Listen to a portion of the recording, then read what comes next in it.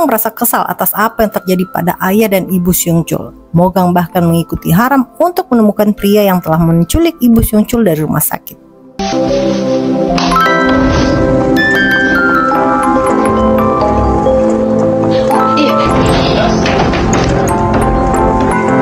거기서 뭐하냐?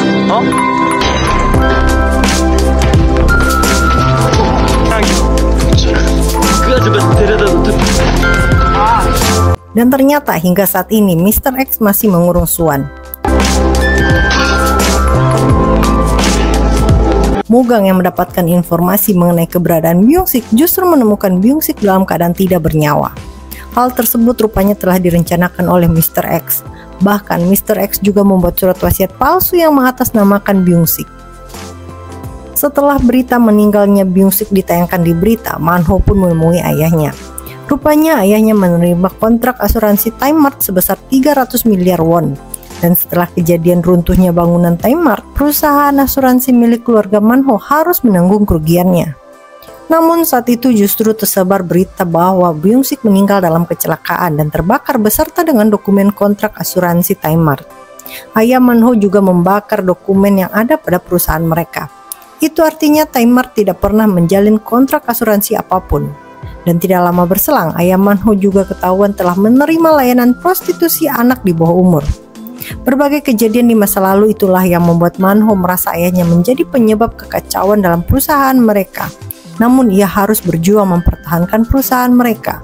Sayangnya ayahnya justru memberikan warisan kepada Man-su, yang akhirnya membuat Man-ho sangat membenci ayahnya.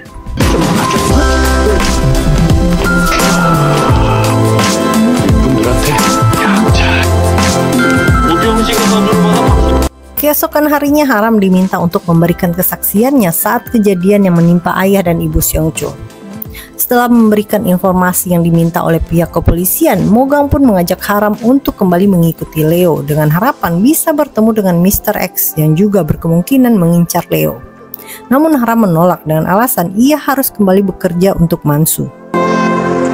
네, 사장님. 여기 있었어? 지금 레오가 있어. 알겠어요. 그럼 나도 지금 바로 회사. Tiba-tiba saja Haram bertemu dengan seorang anak kecil yang memiliki bayangan hitam. Dan tidak lama kemudian ibu anak tersebut datang yang juga memiliki bayangan hitam.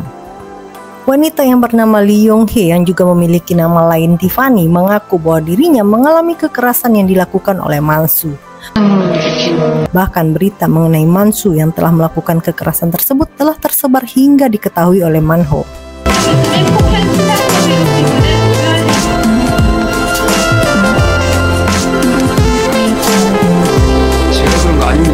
Malam harinya Haram mendatangi rumah Yong-hee. Sayangnya Yong-hee berpikir bahwa Haram datang untuk memintanya berdamai dengan Man-su.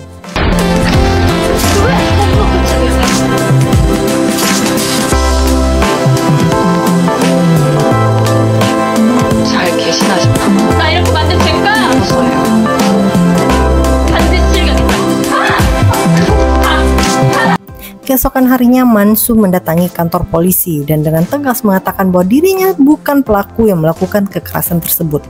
Bahkan pihak Man-su menuding bahwa Yong-hee mencari keuntungan untuk memeras Man-su yang merupakan seorang pewaris perusahaan. Bahkan berita yang tersebar kembali mengungkit masa lalu Yong-hee yang pernah tertangkap atas kasus narkotika 10 tahun yang lalu dan memiliki anak di luar nikah. Sementara itu, Kapten Bong Man-sik diminta untuk menemui kepala kepolisian dan ternyata tim mereka diminta untuk menutup kasus yang menimpa Jin-suk karena Byung-sik yang menjadi terduga pelaku telah meninggal. Bahkan tim mereka akan dibubarkan. Detektif Na yang mendengar hal tersebut merasa marah bahkan mengacak-ngacak meja kerja Mogang. Namun Detektif Na justru menemukan dokumen kasus yang disimpan Mogang selama ini.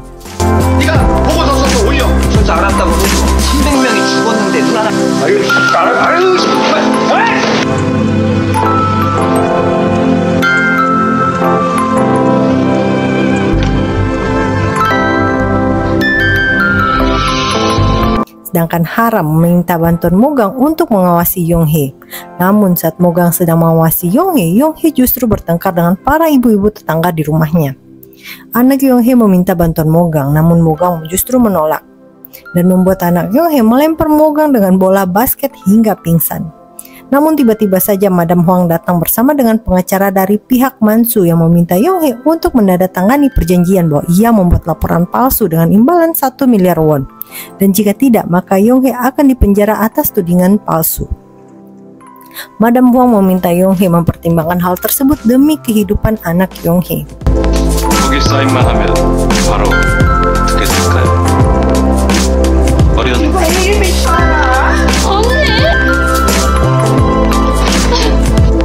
Dan tanpa sepengetahuan Yonghye, anaknya justru datang menemui Mansu, membujuk Mansu agar tidak menggugat ibunya. Namun Mansu yang tidak mengetahui perjanjian tersebut merasa terkejut.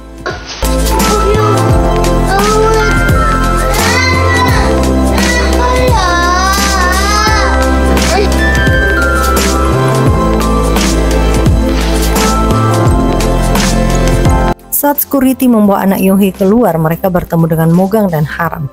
Haram pun meminta Mogang untuk mengantarkan anak tersebut pulang. Sedangkan Haram datang menemui Mansu. 잠깐만. 넌 여기 저기 Mansu akhirnya membaca kembali pengakuan Yonghye mengenai kejadian yang menimpanya. Mansu pun menemui So Byung-ho yang menjadi saksi dalam kasus tersebut. Menurut Byung-ho, sebelum kejadian, Mansu meminta Yonghye untuk masuk ke dalam kamarnya. Begitu juga dengan Leo yang saat itu berada di rumah Mansu mengatakan bahwa ia melihat Yonghye melompat dari lantai 2. Dan ia juga melihat seseorang dengan cat tubuh berwarna hijau mengejar Yonghye. Ternyata Mansu dan Haram berhasil mencegah Yonghye untuk mencelakai dirinya. Mansu juga mengatakan bahwa ia akan menyerahkan diri. Namun melihat luka di leher sebelah kiri Mansu membuat Yonghye sadar bahwa bukan Mansu pelaku yang melakukan kekerasan pada dirinya. Karena menurutnya ia melukai pelaku di leher bagian sebelah kanan. Akhirnya bayangan hitam pada Yonghye dan anaknya menghilang. Sayangnya bayangan tersebut justru berpindah pada Mansu.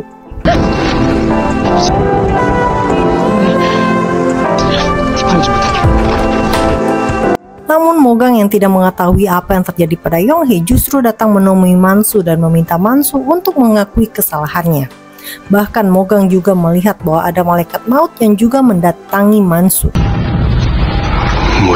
Mogang pun datang menemui Haram dan Yonghye. Haram meminta Mogang untuk memasukkan Yonghye ke dalam sel. Karena menurut Haram ia melihat bayangan hitam pada Yonghye, bahkan juga terlihat Yonghye akan melukai dirinya sendiri. Sedangkan bayangan hitam pada Mansu terlihat bahwa Mansu akan dilukai oleh seseorang tanpa jari tengah, namun kasus tersebut akan disamarkan sebagai kasus bunuh diri. 근데 왜 자살을 한다는 거야? 저도 이상. Tidak lama kemudian Yonghye mengatakan bahwa anaknya membutuhkan obat karena memiliki masalah pada pernafasannya. Haram yang merasa takut jika Yonghye pergi sendirian justru menawarkan diri untuk mengambil obat tersebut ke rumah Yonghye. Sayangnya seseorang justru menyerang Haram. Dan di saat bersamaan di rumahnya, Mansu juga diserang oleh orang yang tidak dikenal.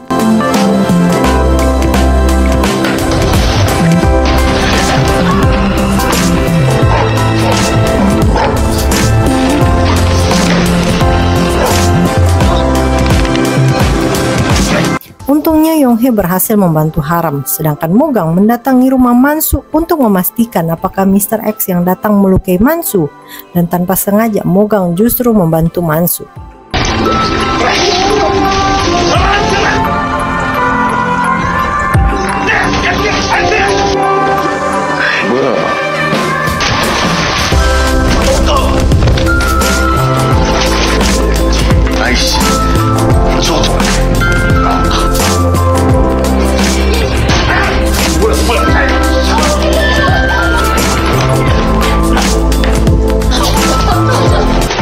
Sedangkan Suwan menyerang Mr. X dan berusaha untuk melarikan diri.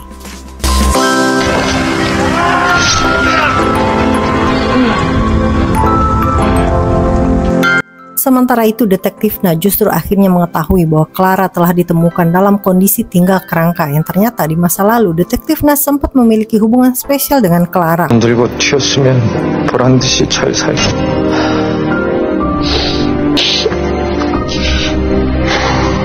Haram bersama dengan Yonghye pun bersembunyi di rumah Mogang. Menurut penjelasan Yonghee, ia ingat bahwa orang yang menyerangnya sebelumnya memiliki bau yang khas. Haram kembali teringat dengan aroma seseorang saat acara di rumah Mansu berlangsung. Yang ternyata orang tersebut adalah Sang-min, anak dari Man-ho. Haram pun mengetahui bahwa semua kasus yang menimpa Mansu adalah rencana Man-ho untuk menutupi kasus yang telah dilakukan oleh anaknya sendiri. Saat Mogang kembali ke rumahnya, Mogang menghubungi Haram yang sedang menemui Sang-min. Sayangnya Sang-min justru menyerang Haram dan menculik Haram. Sang-min berusaha untuk meminta bantuan dari ayahnya yang juga menyuruh Sang-min untuk menyembunyikan Haram di dalam mobil. Namun belum sempat Man-ho meminta CCTV rumah sakit dihapus, Mogang telah duluan melihat rekaman tersebut.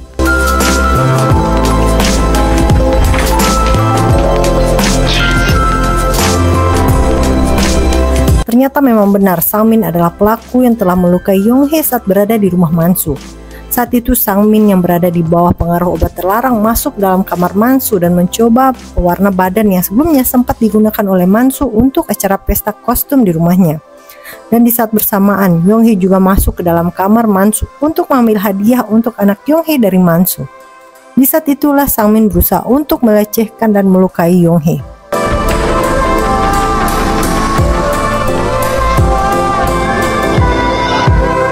Berusaha untuk meminta bantuan dari detektif O untuk menemukan keberadaan Sang-min yang berusaha untuk menyembunyikan Haram.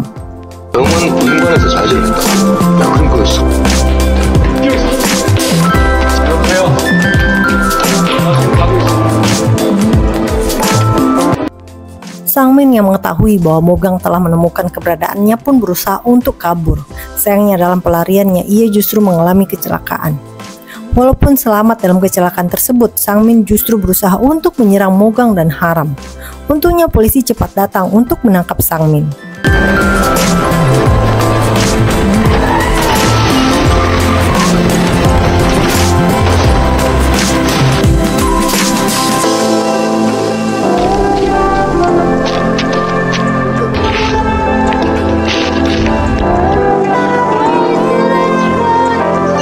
Namun Soa yang berusaha untuk kabur justru kembali ditangkap oleh Mr. X.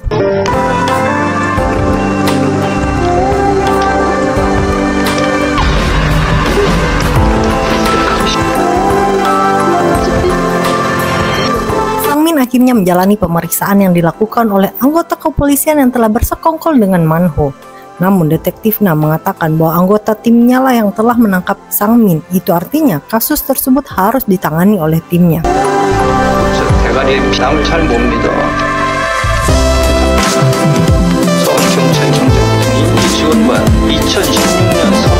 Setelah mengetahui semua yang terjadi, Mansu pun datang menemui Man-ho.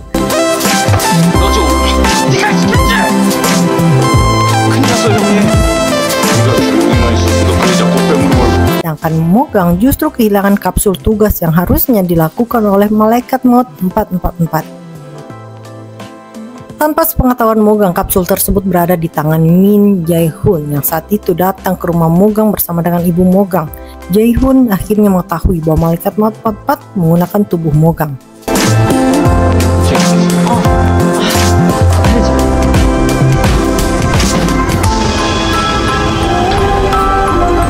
Setelah pulih, Haram akhirnya membaca dokumen tentang ayahnya. Haram bersama Mogang juga menemui beberapa orang yang kembali mencari tahu mengenai kasus yang menimpa ayah Haram di masa lalu. 살인사건은 거의 김 선배 담당이요. 무진방송 PD가 간다 해서 취재했었나봐요. 뛰었다가 만난 기억이 나요. 혹시 아니라 살인사건 같다는 얘기를 들었어요. Keesokan harinya Haram dapat kabar mengenai keluarga dari pria bertato laba-laba yang mengatakan bahwa pria tersebut telah lama meninggal. 화장하고 그리고 아직 끝났었는데 한 5년. Malam harinya Mogang kembali bermimpi kejadian saat dirinya bertemu dengan Clara. Mogang pun ingat anak kecil yang ia lihat di dalam mimpi sama dengan foto yang ada di dalam ruangan bawah tanah di rumahnya. Mogang pun ingat di dalam mimpinya anak kecil tersebut menyebut nama Han Mu-chan.